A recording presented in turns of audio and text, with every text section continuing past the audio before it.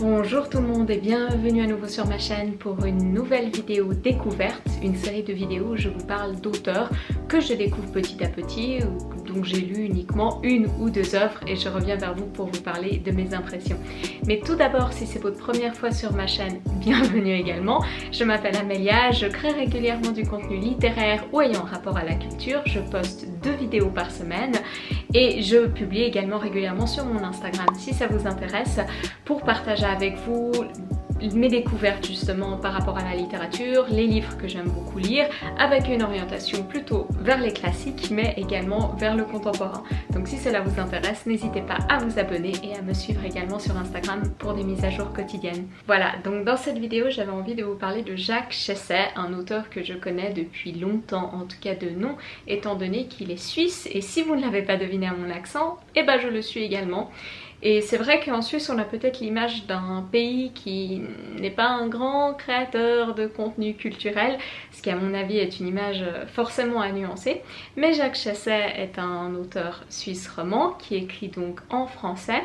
Et j'avais aujourd'hui envie de vous parler d'un de ses derniers livres, Un juif pour l'exemple, sorti en 2009, année également de la mort de Jacques Chesset, et qui a fait beaucoup parler de lui lors de sa sortie parce qu'il traite d'un fait divers ou crime, ou cela dépend justement de la façon dont on aborde le livre, qui a eu lieu en Suisse pendant la Seconde Guerre mondiale, à Payerne, qui est une petite ville, qui est un petit village vaudois assez champêtre, disons-le, où 2 hommes principalement, un jeune mécanicien encouragés par un pasteur, ont décidé de mettre en pratique en quelque sorte leur sympathie nazie et d'exécuter sommairement un commerçant juif de la région pour la seule et unique bonne raison qu'il était juif. Ils ont fait ça quelques jours avant l'anniversaire d'Hitler pour pouvoir se faire remarquer par le Führer, puisque les 2 hommes étaient proches de la Ligue allemande à Berne, qui était un groupe politique sympathisant nazi en Suisse à l'époque, puisqu'ils espéraient que Hitler allait bientôt envahir la Suisse et qu'ils allaient pouvoir atteindre un statut social supérieur, aller au-delà de leur échec social grâce à cette invasion et se faire remarquer d'avance avec le meurtre de ce commerçant juif. Donc c'est un roman plutôt court, comme vous pouvez le voir. Ça part vraiment d'un point de vue externe, mais qui va quand même beaucoup tourner autour de Fernand Ichy, qui est le meurtrier de Monsieur Bloch, qui est un commerçant juif, un vendeur de bétail juif qui va être ciblé et assassiné froidement d'une manière très très violente, mais également du pasteur Lugrin, qui est un pasteur protestant qui va vouloir mettre en pratique ses idéaux antisémites et faire peur aux juifs de Suisse et leur montrer qu'ils ne sont pas à l'abri et qu'ils doivent s'attendre à des répercussions du fait de leur judaïsme. Il m'a beaucoup marqué, on va direct au vif du sujet.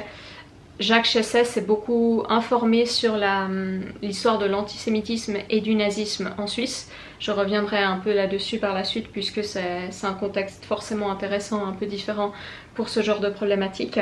Il va nous parler notamment des différents groupes et ligues antisémites nazis qui se sont créés dans plein d'endroits, que ce soit la Suisse francophone, la Suisse germanophone ou la Suisse italophone, et qui se retrouvent régulièrement et vont voir typiquement des chômeurs ou vont aller dans des auberges pour propager en quelque sorte leurs idéaux antisémites, parler de complot juif, parler de juiverie internationale et répercuter les idées nazies en Suisse. Donc à l'époque, en 1942, la Seconde Guerre mondiale rage bien évidemment à travers l'Europe et la Suisse est un petit îlot indépendant entouré de pays, entouré de la France occupée, de l'Allemagne, de l'Autriche, de l'Italie fasciste, un petit îlot donc entouré de pays qui sont très proches politiquement d'Adolf Hitler. Et c'est dans ce contexte-là que Fernand Ichy, un jeune homme déçu par son ascension sociale, qui a un petit boulot de garagiste et qui fréquente beaucoup les auberges autour de Payerne, va vouloir se passionner vers le nazisme où il trouve des réponses faciles à ses problématiques de vie et il trouve des solutions à sa propre pauvreté en finalement trouvant un bouc émissaire, dans ce cas les juifs. Il va notamment beaucoup visionner des documents de propagande allemands qui sont projetés à cette époque en Suisse. Il va tomber amoureux de cette esthétique nazie, de ces idéaux qui lui semblent tellement intéressants et qu'il estime être capable de le sauver. Et il va donc se tourner vers l'Allemagne comme modèle et il va vénérer le Führer et également aux proches de ses amis faire disperser de la propagande antisémite. Et ce Fernand Vichy, il va vite se dire que si l'Allemagne va envahir la Suisse et que la Suisse va devenir nazie, il a bien intérêt à se démarquer très vite des autres Suisses et en quelque sorte à faire un cadeau au Führer. Il décide très rapidement que ce cadeau idéal est l'assassinat d'un juif, idéalement d'un juif riche, d'un juif bourgeois, du juif qui lui semble en quelque sorte typique et très souvent accusé de tous les maux dans la propagande. Et il va, après avoir terrorisé plusieurs familles juives de la région sans que pour autant cela aille plus loin dans un contexte où l'antisémitisme est très diffusé dans la société, il va se tourner vers Arthur Bloch, un commerçant de la région, et il va l'attirer sous prétexte de lui montrer des vaches qu'il aimerait lui vendre. Il va l'exécuter sommairement avec un groupe d'amis et il va jeter son corps dans le lac de Neuchâtel. Donc c'est un meurtre bien évidemment violent.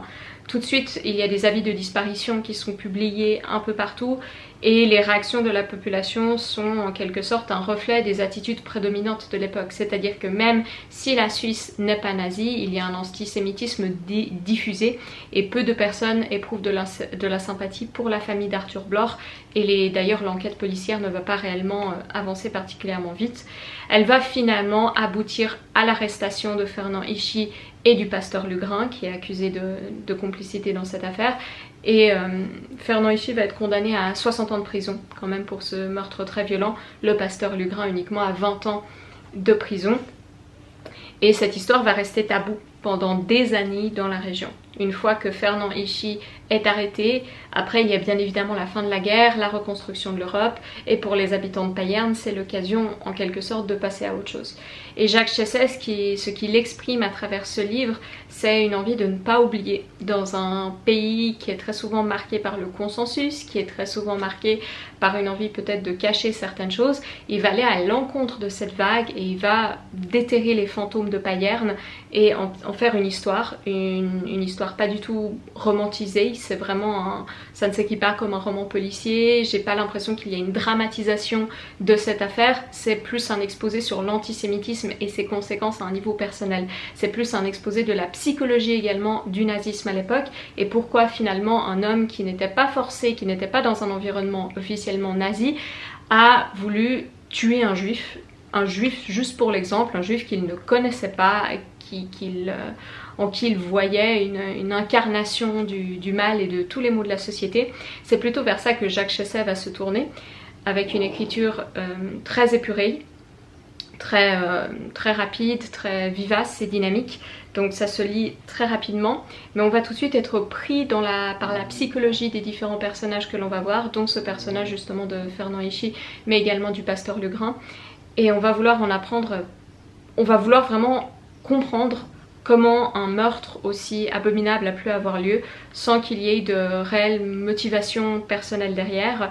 Et c'est là où on voit bien que ce n'est pas un fait divers ordinaire, comme il a été masqué par la police à l'époque qui voulait éviter toute accusation d'antisémitisme institutionnel, mais c'était vraiment un crime commis de sang-froid, un crime de haine. En anglais on parlerait de hate crime, mais là un crime antisémite extrêmement violent et gratuit. Et c'est ce qui m'a beaucoup plu dans ce roman, c'est qu'il y a ce côté investigation de Jacques Chessais qui ne veut pas laisser tomber dans l'oubli ce crime, qui trouve que la position de la Suisse est trop facile et complaisante, puisque c'est une position officielle de neutralité pendant la guerre et donc de distanciation des événements qui se sont produits en France et en Allemagne. Mais on s'aperçoit qu'à l'époque le nazisme était omniprésent en Suisse, avait énormément de sympathisants, ce qui était logique d'un point de vue stratégique également, puisque la Suisse était entourée de forces nazies et qu'en 1942 c'était vraiment la culmination des pouvoirs fascistes à travers le monde. Mais Jacques Chessais, il va vouloir aller au-delà de ça et au-delà de cette Suisse secrétive et de cette Suisse qui va cacher ses crimes. Donc ça a été une très bonne lecture, ça a été une très bonne découverte, un petit quelque chose de plus court, maintenant que je suis prise un peu dans des lectures estivales quand même plus conséquentes, ça m'a fait du bien de lire, même si c'est très sérieux et c'est très... c'est quand même assez... il y a quand même des passages assez durs dans la lecture de ce roman, mais ça m'a vraiment permis, d'aller au-delà des idées préconçues qu'on peut nous-mêmes avoir en tant que Suisse sur notre propre histoire, puisque bien sûr la Suisse n'a pas eu de, comme en France, n'a pas eu de rafle, n'a pas eu de Veldiv, n'a pas eu de déportation de masse, n'a pas eu d'histoire de résistance, n'a pas eu de guerres extrêmement violentes qui ont meurtri des populations entières. La Suisse a relativement peu souffert, pour être honnête, par rapport à ses camarades européens au niveau de la Seconde Guerre mondiale, bien sûr, mais cela ne veut pas pourtant dire, cela ne veut pas dire que l'on a le droit de se taire sur ce qui s'est passé à l'époque et qu'on doit tout oublier, uniquement se concentrer sur la France, l'Allemagne, l'Angleterre, les États-Unis, mais que tout pays va être un reflet de l'environnement politique et culturel de son époque, et c'est bien le cas de la Suisse dans ce contexte-là.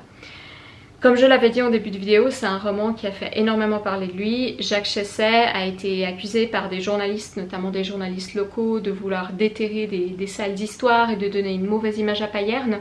Il a également milité pour qu'une plaque dédiée à Arthur Bohr soit posée sur une place principale à Payerne, ce qui lui a été refusé. Il y a encore beaucoup de pression dans cette région par rapport à cette histoire. Quand le roman est sorti, il y a eu beaucoup, dans la presse, on sent qu'il y a eu beaucoup des tensions tout à fait tangibles au niveau des librairies. Alors autant il a rencontré un très grand succès commercial, autant il y a eu des personnes, surtout des personnes d'un certain âge, qui se sont complètement insurgées contre la publication de ce roman. Jacques Chesset a lui-même reçu plusieurs lettres d'insultes, des téléphones anonymes qui le menaçaient, des cailloux qui lui ont été lancés à travers ses fenêtres pour avoir parlé de cette histoire, et cela montre bien à quel point l'omerta se prolonge dans le temps pour une affaire qui date de 1942. En 2009, il y avait réellement ces tensions et cette envie d'absolument pas en parler. Et je trouve ça fascinant parce que ça montre bien la position à double tranchant en Suisse, où on a bien souvent, si on retrouve la Suisse en tout cas dans la littérature et la culture étrangère également, elle est souvent représentée comme un pays extrêmement calme. Et il y a cette idée que derrière le calme, il doit se cacher quelque chose de peu rassurant, de troublant, des histoires oubliées, des histoires sombres, des secrets familiaux qui se prolongent sur des générations. Et c'est tout à fait ce que l'on retrouve là, puisque dans cette atmosphère de village, on a envie de se protéger les uns les autres, et au final, on ne va pas vouloir trop se risquer à donner une mauvaise image à la région. Donc ça a été le dernier roman de Jacques Chesset. Il a reçu le prix Goncourt pour L'Ogre, et il a également écrit Le Vampire de Repras.